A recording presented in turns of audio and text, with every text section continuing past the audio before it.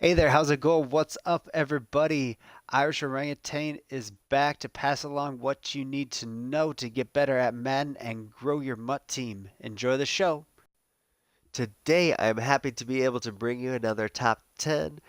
In the past, we have looked more specifically at some positions like quarterback and some things that can really help out your team on offense. And now we have the opportunity to look through some of the promo that came out. I'll be coming out with a couple of videos going through these players. And depending on what level of team you have, you'll be able to add these players and really be able to boost your team and be able to play better right away. The first set of players that I'll be going through are the players that can really help out a team on the rise. They may not be on the best team, but they may also be able to fill a role on the best team.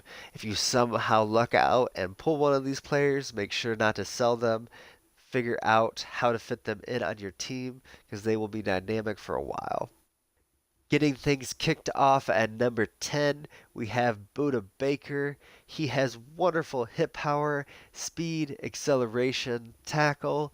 I honestly probably wouldn't play him at strong safety, but with so many schemes now calling for safeties being in the box and potentially using him, he can be a little bit of a bowling ball. You can put him in at the blitzer at quarterback and bring him off the edge. He'll be perfect at that. With a 97 pursuit, you can see that is the same as Ed Reed, powered all the way up to his 97 overall.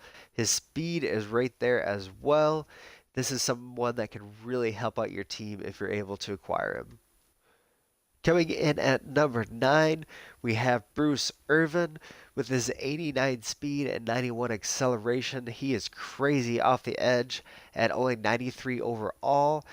A lot of players you look at and you just don't understand how he can possibly get to that overall with his power move and block shed both being at the 90 or above and play rec and tackle also being there. This is a crazy player that you can add to your team for around 120,000 coins.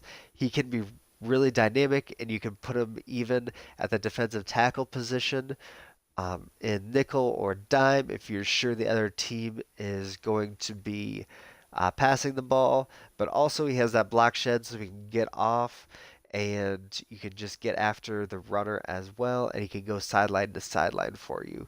Go out and get this player and figure out how to fit him into your nickel and dime scheme. Coming in at number 8, we have Clint Bowling. There were a lot of really great players that came out that can help out your team. I think this player is going to be undervalued. I pretty much think throughout this entire session, he is really great, to be honest, for 94 overall. We had recently talked about how a player looks better when looking at his stats, and this player is just dynamic. He is going to be great if you try to run the ball in zone or if you try to pass the ball behind him.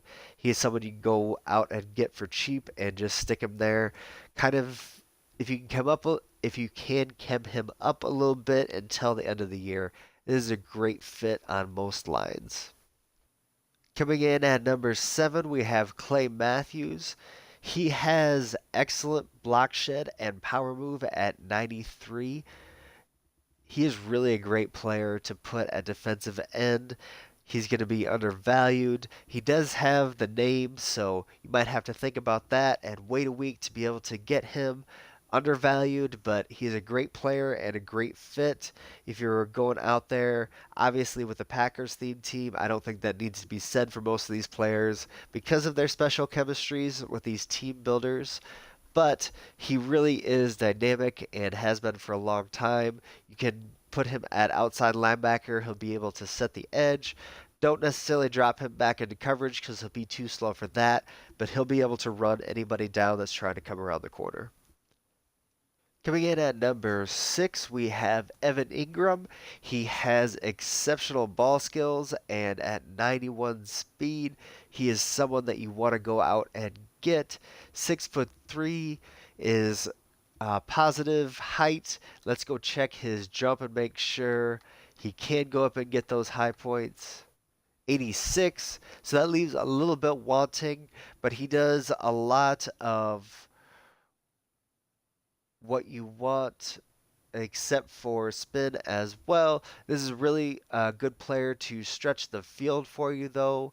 He really is kind of dynamic at what he does. It hurts to put a giant this high up on the list, but with so many tight ends just not getting up to that 90 speed quite yet. You can go out and get him for really inexpensive and throw him out there, run those clear outs, or run him to the corner and get those passes in that you really, really need. Coming in at number 5, we're looking at Desmond Trufant. You can see at the bottom of the screen how outstanding he is at pressing and coverage.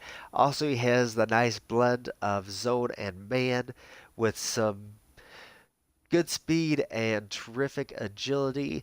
He is another one of those 6 foot guys that you can go out and put at quarterback, and he'll be a little bit less expensive with a lot of these players flying out of packs. You could also try to re-roll for him and try to get lucky with that.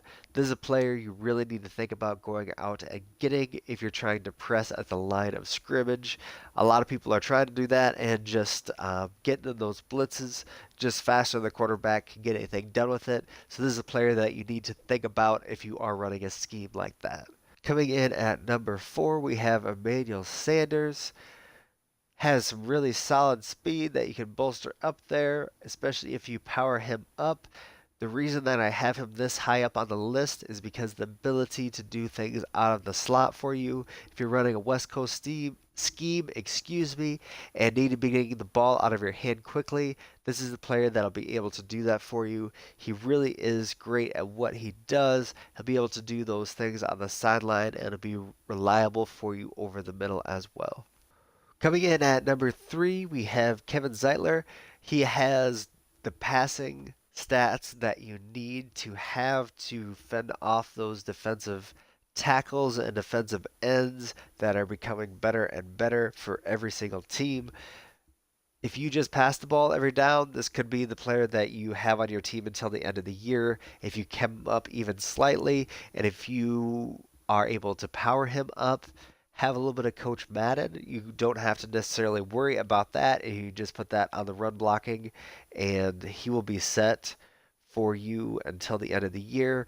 The only knock on him is he is a little bit slow. So if you do the same thing that I've been doing with Yonda, as just zone running or making sure that he's over the best defensive tackle, uh, he is the best player that you could have for that specific need. He really is a great player, and if you pass the ball 60% or more of the time, this is the player that you really need to go out and get.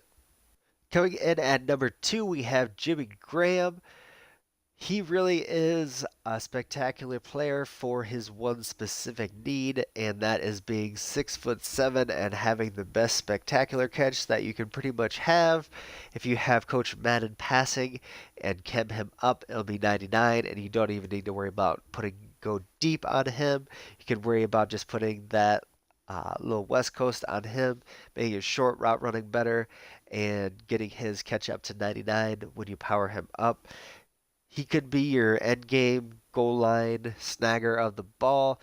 You cannot teach height. Having 2 inches even on Hunter Henry is something to think about even for my team. I am absolutely loaded at tight end, but 6'7" is something that I do not have.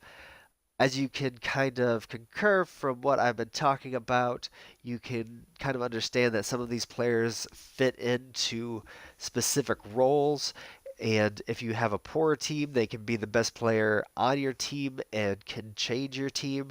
And even if you have a terrific team, they can go in and do this one specific thing or do that one specific thing for a series and really change the game for you. And we have one more player to look at, and this player is the most game changing that we do have for these team builders. And coming in at number one, because he compares favorably to Deion Sanders, we have Denzel Ward. Obviously, you can see with his speed, he is right where you need him to be.